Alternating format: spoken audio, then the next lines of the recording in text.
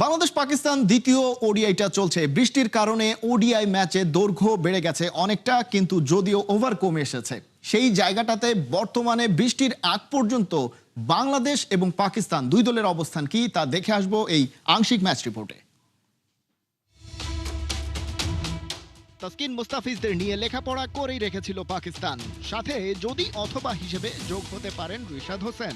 বাংলাদেশের bowling attack কঠিন হলেও এর চেয়ে কঠিন কোনো প্রশ্ন আসবে না মিরপুরে। প্রথম ওয়ানডের আগে হয়তো এটাই ভেবেছিল পাকিস্তান, কিন্তু সিলেবাসের বাইরের প্রশ্ন হিসেবে থার্ড পেসার নাহিদ রানা যেন কাঁপিয়ে দিল সবকিছু। কিন্তু যাই দিন ভালো আসে দিন খারাপ। রানাকে নিয়ে পাকিস্তানের ব্যাটাররা কাটাছেড়া শুরু করেছিলেন গেল ম্যাচের ড্রেসিং রুম থেকেই। মাস সাদাকাত তাই প্রথম থেকেই ওর ওপর চড়াও হন। তবে দোষ কেবল টাইগার এক্সপ্রেস বোলারকে দিয়ে লাভ নেই। বল হাতে যেই এসেছেন সবার বিপক্ষে সপাটে ব্যাট চালিয়েছেন সাদাকাত। 46 বল খেলে স্কোর বোর্ডে তুলেছেন 75। নিজের ইনিংসটা সাজিয়েছেন হাফ ডজন বাউন্ডারি আর 5টা ওভার বাউন্ডারি দিয়ে। ক্যাপ্টেন মেহেদী হাসান মিরাজ এসেই থামিয়েছেন ওকে। তাতেই ভেঙেছে পাকিস্তানের 79 বলে 103 রানের ওপেনিং জোট।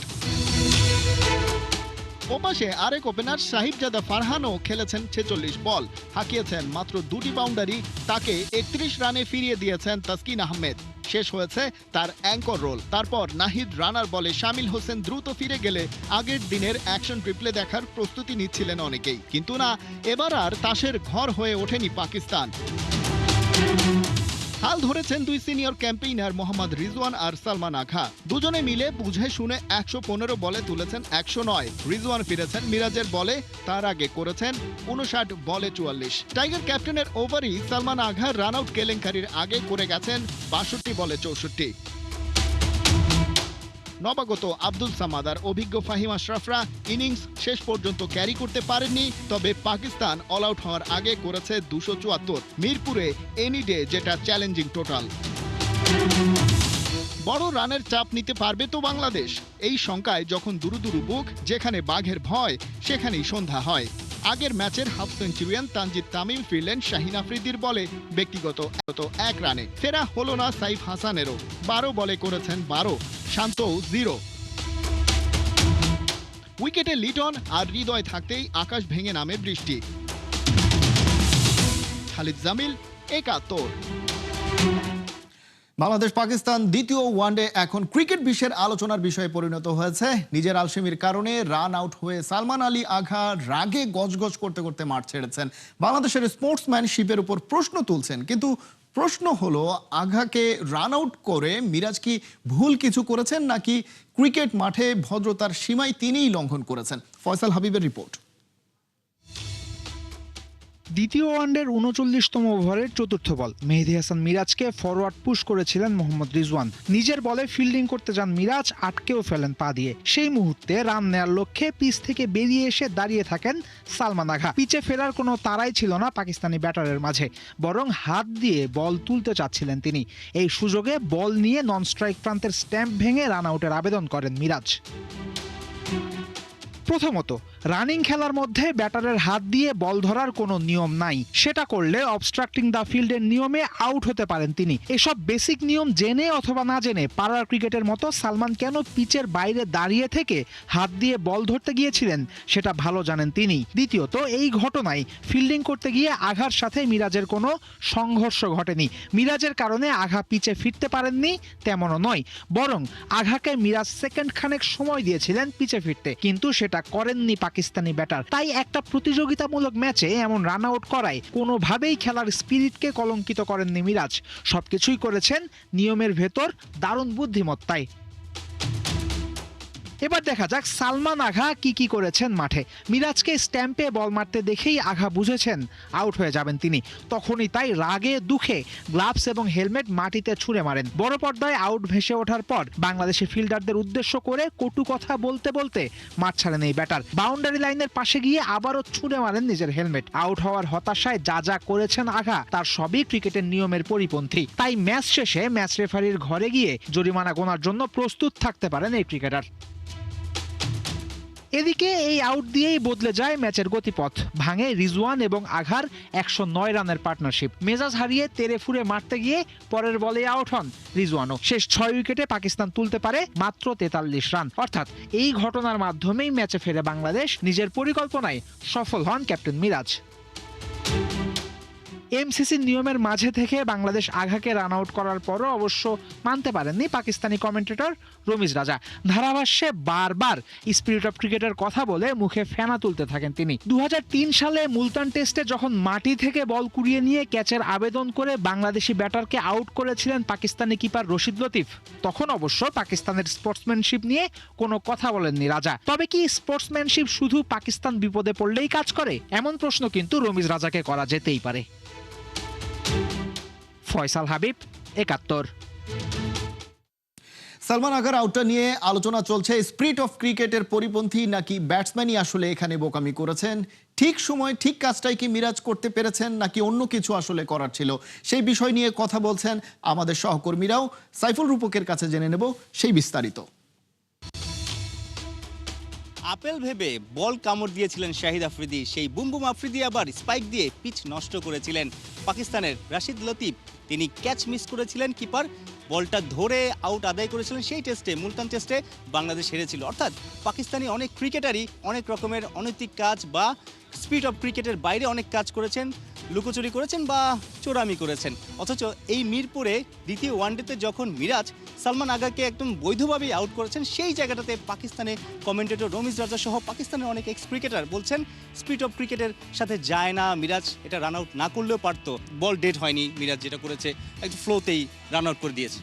সালমান আলী আগা আমার কাছে মনে হয়েছে বোকা, কারণ তিনি যদি আসলে ওই সময়টায় এই ধরনের বোকামি না করতেন তাহলে কিন্তু আলটিমেটলি তার আউট হওয়ার সম্ভাবনা ছিল না। আপনি বলতে পারেন স্পিরিট অফ ক্রিকেট। আপনি দেখেন তিনি যেভাবে যেই জায়গাটা দাঁড়িয়ে বলটা আসলে কালেক্ট করার চেষ্টা করছিলেন বা কি করতে চেয়েছিলেন, আপনি যদি দেখেন বলটা কি ধরতেই চেয়েছিলেন, আলটিমেটলি বলটা কি মিরাজকেই দিতে চেয়েছিলেন, মানে গা ছাড়া একটা ভাব মনে হচ্ছিল। এমন না যে তিনি ওইটাও ঠিকঠাকভাবে করতে পারছিলেন। সালমান আলী আগা পুরোপুরি বোকামির পরিচয় দিয়েছেন এবং তিনি যদি কোনো কারণে বলটাও ধরতেন, মিরাজ কিন্তু পুরো খেলার মধ্যে ছিল। ওই জায়গায় তিনি যখন দেখেছেন একটা ব্যাটসম্যান বাহিরে বলটা কালেক্ট করে স্ট্যাম্পে লাগাবেন, এটাই স্বাভাবিক। সেখানটায় তিনি যেভাবে আসলে আলসামি করেছেন সালমান আলী আগা, কোনো কারণে যদি বলটাও ধরতেন, সেখানটা যদি মেহেদী হাসান মিরাজ যদি অবস্ট্রাক্টিং দ্য ফিল্ডের আবেদনও করতেন, সেক্ষেত্রেও কিন্তু সালমান আলী আগা আউট হয়ে যেতেন। সো আমার কাছে মনে হয় তিনি যে রিয়াকশনটা দেখিয়েছিলেন আউট হওয়ার পরে, হেলমেট চলে বাংলাদেশি ক্রিকেটের অন্য ক্রিকেটারদের সাথে একটা বাগবিতণ্ডা বা ঝগড়া করার মতো একটা অ্যাটিটিউড তার মধ্যে ছিল, অথচ পুরো দোষটা কিন্তু সালমান আলী আগার 100%। এবং আপনি দেখেন যেভাবে তিনি গ্লাভসগুলো ছুঁড়ে ফেলছিলেন, যেভাবে হেলমেটগুলো ছুঁড়ে ফেলছিলেন, এটাও কি স্পিরিট অফ ক্রিকেটের সঙ্গে যায়? কোনোভাবে যায় না। তিনি মাঠেই কিন্তু স্পিরিট অফ ক্রিকেটের বাইরের কিছু কর্মকাণ্ড করেছেন কয়েকটা সেকেন্ডের ব্যবধানে। আবার ঠিক যখন আউট হয়েছেন তখন আবার দেখাচ্ছিলেন যে স্পিরিট অফ ক্রিকেটের বাইরে গিয়ে মিরাজ কিছু একটা করেছেন। মিরাজ যদি আজকে এটা আউট না করতেন, কমেন্টেটররাই কিন্তু এখান থেকে বলতেন যে বোকামি করেছেন, বা দর্শকরা সোশ্যাল মিডিয়ায় বলতেন যে মেহেদী হাসান মিরাজের ক্রিকেট সেন্স নিয়ে কিন্তু প্রশ্ন তুলতেন। মিরাজ এই রান আউট নিয়ে আলোচনায়, তবে মিরাজের যে বোলার মিরাজ কিন্তু স্পটলাইটে। প্রথম ম্যাচে এরকম পেস বান্ধব উইকেটে যেখানে রানও হয়, আবার পেসাররা একটু মুভমেন্ট পায়, সেই জায়গাটাতে প্রথম ম্যাচে 3 উইকেট পেয়েছেন 10 ওভারে 29 রান দিয়ে। ইভেন সেকেন্ড ম্যাচও 10 ওভারে 34 2 উইকেট। অর্থাৎ মিরাজ কিন্তু সেই টেম্পোটা, সেই রিদমটা কিন্তু বোলিংয়ে পেয়ে গেছে অবশ্যই, এবং সেটা নিয়ে তিনি চেষ্টা করছিলেন। আপনি যদি দেখেন সিরিজ শুরুর আগে একা এসে তিনি প্র্যাকটিস করছিলেন, একটা জায়গায় দাঁড়িয়ে জাস্ট বলটা ছাড়া অফ স্পিন যেটা টার্ন করানোর যে বিষয়টা, সেটা নিয়ে প্রচণ্ড রকম স্পট নিয়ে কাজ করছিলেন। এবং তিনি কিন্তু এখন তার দায়িত্বটা সম্পর্কে আরও বেশি সচেতন আমার কাছে মনে হয়েছে। এবং তিনি যেটা বলছিলেন যে আমি বোলিংটা দিয়ে আমার দলকে অনেক বেশি সার্ভিস দিতে পারি, যার কারণে ব্যাটিংয়ে তিনি বলছিলেন যে আমি সাথে খেলবো। সো নিজের জায়গাটা সম্পর্কে দলের ক্যাপ্টেন হিসেবে নিজেকে কিভাবে আসলে রোলটা প্লে করতে হবে, আমার কাছে মনে হয় মিরাজ সেটা ভালোভাবে বুঝে গেছেন এবং খুব দ্রুত আমার কাছে মনে হয় কামব্যাক করেছেন মেহেদী হাসান মিরাজ। সাম্প্রতিক সময় তার বোলিং নিয়ে বা ব্যাটিং নিয়ে যে ধরনের সমালোচনাগুলো হচ্ছিল, আমার কাছে মনে হয় তিনি ঠিক ট্র্যাকে আছেন এবং এইটা তার চালিয়ে যেতে হবে। 2027 বিশ্বকাপকে সামনে রেখে তিনি সেটা গতদিন প্রেস কনফারেন্সেও বলেছেন যে তাকে নিজেকেও পারফর্ম করতে হবে, পাশাপাশি দলকেও আসলে একটা জায়গায় নিয়ে যেতে হবে। সো ওই জায়গাটা আমার কাছে মনে হয় মেহেদী মিরাজ আজকে যে বোলিংটা করেছেন, দারুণ বোলিং করেছেন। দ্বিতীয় ম্যাচের পিচটা একটু বেটার ছিল প্রথম ম্যাচ থেকে, এখানে ইভেন বাউন্স ছিল অনেকটা, প্রথম ম্যাচে একটু এক্সট্রা বাউন্স ছিল এবং একটা ভালো প্ল্যান নিয়েও পাকিস্তানি ব্যাটাররা নেমেছে। হয়তো পেস বোলাররা একটু এক্সপেন্সিভ হয়েছে, তবে এই উইকেটটা কিন্তু 300 রানের উইকেটেই বাংলাদেশের টপ অর্ডার ব্যাটাররা ফেল করেছে, তবে বোলাররা খারাপ করেছে সেটা বলা যায় না। মিরাজ রিশাদও ভালো বোলিং করেছে। সাইফুল রূপক, 71। নিউজিল্যান্ডের ক্রিকেট বোঝে অভিজ্ঞতার দাম। লুক রংকি এবং জ্যাকব ওরাম দুজনেই দেশটার জাতীয় দলের সহকারী কোচ। এই দায়িত্বে থেকেও তারা পাকিস্তান সুপার লিগে কোচিং করানোর অনুমতি পেলেন। রংকি এবং ওরাম নিউজিল্যান্ডের সাবেক দুই ক্রিকেটার। জাতীয় দলে রংকি ব্যাটিং ও বোলিং কোচ। আসন্ন পিএসএল এ ইসলামাবাদ ইউনাইটেডের হেড কোচ হিসেবে যোগ দিতে যাচ্ছেন রংকি। ওরাম থাকবেন তার সহকারী হিসেবে। মার্চে সাউথ আফ্রিকার সাথে, এপ্রিলে বাংলাদেশের সাথে সিরিজ খেলবে নিউজিল্যান্ড। জাতীয় দল যখন ম্যাচ খেলবে, রংকি ও ওরামকে দেখা যাবে পাকিস্তানের ইসলামাবাদের দায়িত্বে। নিউজিল্যান্ডের বাইরেও কাজের দক্ষতা বাড়ানোর সুযোগ হিসেবে একে দেখা হচ্ছে। রংকি ও ওরামের অভিজ্ঞতা শুধু নিজেদের জন্য না, নিউজিল্যান্ডের জন্য ভবিষ্যতে কাজে লাগবে বলে মনে করছেন কিউইদের পারফরম্যান্স ম্যানেজার মাইক স্যান্ডাল। এবারের পিএসএল আগামী 26 মার্চ শুরু হয়ে 23 মে শেষ হবে। স্পট ফিক্সিং এর দায়ে আজীবন নিষিদ্ধ ভারতের পারফরম্যান্স অ্যানালিস্ট। রঞ্জি ট্রফির ম্যাচে অন্ধ্র দলের প্লেয়ার গিরিনাথ রেড্ডিকে তথ্য পাচার ও 2 ওভারে 5 রান দেওয়ার বিনিময়ে 5 লাখ রুপি প্রস্তাব দেন রেজা রেড্ডি। 2024 সালে সেই ঘটনা তদন্ত করে প্রমাণ পেয়েছে বিসিসিআই, যে কারণে রাজা রেড্ডিকে ভারতের সব ধরনের ক্রিকেট থেকে আজীবন নিষিদ্ধ করেছে ভারতের ক্রিকেট বোর্ড। গিরিনাথকে হোয়াটসঅ্যাপে এই প্রস্তাব দেন রাজা রেড্ডি। প্রস্তাব তো গিরিনাথ মেনে নেননি, টিম ম্যানেজমেন্টকে জানিয়ে দেওয়ার কথাও বলেন। পরে তদন্তের সময় রাজা রেড্ডির মোবাইল ফোনে অনলাইন জুয়ার অ্যাকাউন্টের প্রমাণ পাওয়া যায়। মধ্যপ্রাচ্যের সংঘাত ও ঘরে আটকে রাখতে পারেনি অনূর্ধ্ব 20 জাতীয় দলের ফুটবলার আমির সামিকে। যুক্তরাষ্ট্র থেকে ক্যাম্পে যোগ দিতে ঢাকায় এসেছেন তিনি। স্বপ্নবাজ আরেক ফুটবলার ইব্রাহিম নওয়াজও এখন বাংলাদেশে। মালদ্বীপে হতে যাওয়া অনূর্ধ্ব 20 সাফের প্রস্তুতিতে যোগ দিলেও তাদের লক্ষ্য একদিন হামজা সমিতদের সঙ্গে জাতীয় দলের ড্রেসিং রুম ভাগ করা। হাসান সজীবের রিপোর্ট। লাল সবুজের টান মানেনি যুদ্ধ আর ভয়। মধ্যপ্রাচ্যের সংঘাতে বিশ্ব যখন অস্থির, তখনও ন্যাশনাল ডিউটি ডাকেই সুদূর যুক্তরাষ্ট্র থেকে বাংলাদেশে ছুটে এসেছেন আমির সামি। দীর্ঘ যাত্রা, শঙ্কা কিছুই থামাতে পারেনি তার স্বপ্নকে। আমাকে লেওভার দুবাই থাকতে হয়েছিল অলমোস্ট 17 আওয়ার। আমি ফ্লাইটে নিউ ইয়র্কে উঠছিলাম March 11 and today is March 13, so almost 2 দিন লাগছে আমাকে আসতে। When I was in Dubai, it was kind of scary with everything going on. আমাকে একটু ভয় লাগছিল, কিন্তু ইনশাআল্লাহ কিছু খারাপ হয় না। আমি আসতে সুস্থ মতো এখানে আর কি পৌঁছেছি। একই স্বপ্নে কয়েক হাজার কিলোমিটার পাড়ি দিয়ে ইংল্যান্ড থেকে ঢাকায় ইব্রাহিম নওয়াজ। গত বছর ট্রায়াল ও লাতিন বাংলা সুপার কাপে নজর কাড়ার পর এবার অনূর্ধ্ব 20 দলে ডাক পেয়েছেন এই তরুণ footballer. I'm excited to be back, happy to be back in my home country. I was here a few months ago. I missed everyone, I missed the fans, I missed Bangladesh in general, and yeah. চলতি মাসেই মালদ্বীপে অনূর্ধ্ব 20 সাফ championship 6 প্রবাসী ফুটবলারকে ডেকেছে বাফুফে। প্রাথমিক দল থেকে চূড়ান্ত দলে জায়গা পেতে সামি ইব্রাহিমদের সামনে কঠিন পরীক্ষা। তবে তাদের লক্ষ্য আরো বড়, সিনিয়র দল। আপনি নিশ্চয়ই জানেন যে আপনাদের সঙ্গে ন্যাশনাল টিমের একটা প্র্যাকটিস গেম হওয়ার কথা। সো এই ব্যাপারটা তো আপনাকে আরও বেশি অনুপ্রাণিত করবে যে আপনি ন্যাশনাল টিমে খেলতে চান। আমির সামি কি ন্যাশনাল টিমের জন্য প্রস্তুত কিনা? Playing against Hamza, Zayan, Shamish Shom and all them is kind of crazy. But I think inshallah I'm ready, and hopefully I did good, because that will be a chance for me to go into the national team. Jodi bhalo kheli.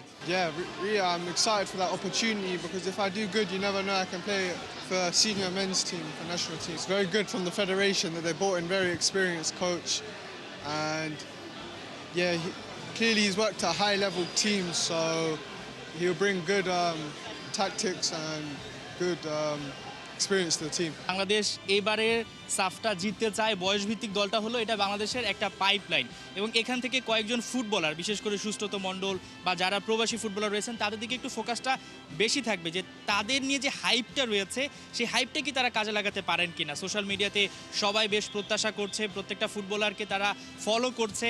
Tarun footballer তারাই হয়তোবা বাংলাদেশকে একটা দারুণ ভবিষ্যৎ তৈরি করে দিবে। হাসান সজীব, 71, ঢাকা। আবারও আলোচনায় ওয়ার্ল্ড কাপের আগে the clash of Titans Argentina বনাম স্পেনের ফিনালিসিমা। মধ্যপ্রাচ্যের যুদ্ধাবস্থায় কাতারের ফিনালিসিমা স্থগিত করা হলেও আগামী 27 মার্চ সান্তিয়াগো বার্নাবুতে মাঠে গড়াবে ফিনালিসিমার বল। কিন্তু সান্তিয়াগো বার্নাবুর সেই ডেরায় পা রাখতে নারাজ আর্জেন্টিনা। নিরপেক্ষ ভেন্যু অর্থাৎ লিসবন, লন্ডন কিংবা রোম আলবিসেলেস্তেদের পছন্দের তালিকায় আছে বলেও তারা সাফ জানিয়ে দিয়েছে। তাজিন খন্দকারের রিপোর্ট। মরুভূমির তপ্ত বালু আর লুসাইল স্টেডিয়ামের গর্জন সবই হওয়ার কথা ছিল এক ঐতিহাসিক মহাকাব্যের অংশ। ফুটবল বিশ্ব চাতক পাখির মতো চেয়েছিল ওই একটা দিনের দিকে। একদিকে ফুটবলের আদি অন্ত লিওনেল মেসি, অন্যদিকে স্প্যানিশ ফুটবলের নতুন সূর্য লামিন ইয়ামাল। কিন্তু মাঠের লড়াই শুরুর আগে যে শুরু হয়েছে অফ ফিল্ড ড্রামা। মধ্যপ্রাচ্যের যুদ্ধাবস্থায় ওলট পালট সবকিছু থেমে গেল বিশ্বকাপের আগের showdown, the clash of Titans Finalissima 2026। আগের পরিকল্পনা অনুযায়ী ম্যাচ হওয়ার কথা ছিল কাতারের লুসাইল স্টেডিয়ামে, কিন্তু মধ্যপ্রাচ্যে যুদ্ধের দামামা আর অস্থিরতায় কাতার ফুটবল অ্যাসোসিয়েশন সব টুর্নামেন্ট স্থগিত ঘোষণা করেছে। পরিস্থিতি এখন এমন যে কারো পৌষ মাস তো কারো সর্বনাশ। মধ্যপ্রাচ্যের যুদ্ধের আঁচ এখন ফিনালিসিমায়। কাতারের হাত থেকে ম্যাচ ফসকে যাওয়াই যেন আশীর্বাদ হয়ে এলো রিয়াল মাদ্রিদের ঘরের মাঠ সান্তিয়াগো বার্নাব্যুর জন্য। উয়েফা এবং কনমেবল এক প্রকার হাত মিলিয়েই ফেলেছে। আগামী 27 মার্চ বার্নাব্যুতেই গড়াতে পারে ফিনালিসিমার বল। মায়ামি কিংবা লন্ডনের মতো শক্তিশালী নামগুলো আলোচনায় থাকলেও ইউরোপে খেলা ফুটবলারদের যাতায়াত এবং ইনফ্রাস্ট্রাকচারের বিচারে মাদ্রিদই এখন হটেস্ট ফেভারিট ভেন্যু। কিন্তু গোলযোগ বেঁধেছে অন্য জায়গায়। আর্জেন্টিনা ফুটবল অ্যাসোসিয়েশন সাফ জানিয়ে দিয়েছে স্পেনের ঘরের মাঠে তারা খেলতে নারাজ। সান্তিয়াগো বার্নাব্যুতে স্পেনের বিপক্ষে খেলতে নামাটা যেন আর্জেন্টিনার কাছে আত্মমর্যাদায় আঘাত হানার সমতুল্য। এই নিয়ে উয়েফার সাথে শুরু হয়েছে এএফ এর মনস্তাত্ত্বিক যুদ্ধ। গুঞ্জন আছে সমাধান না মিললে স্থগিত হতে পারে এই মেগা ফিক্সচার। শেষ পর্যন্ত কি বার্নাব্যুর সবুজ ঘাসেই দেখা যাবে সেই ক্ল্যাশ অফ টাইটান্স, নাকি এএফ এর চাপে আবারও ভেন্যু বদলের নাটক মঞ্চস্থ হবে? তবে শেষ বাঁশি না বাজা পর্যন্ত যে ফিনালিজমের ভাগ্য আপাতত ঝুলে আছে বার্নাব্যুর গ্যালারিতেই। তাজিন খন্দকার, ৭১। এই ছিল এখনকার খেলা যোগে। সরাসরি সংবাদ অনুষ্ঠান দেখতে চোখ রাখুন ৭১-এর ফেসবুক পেজে এবং সাবস্ক্রাইব করুন ৭১-এর ইউটিউব চ্যানেল। ৭১-এর সাথেই থাকুন।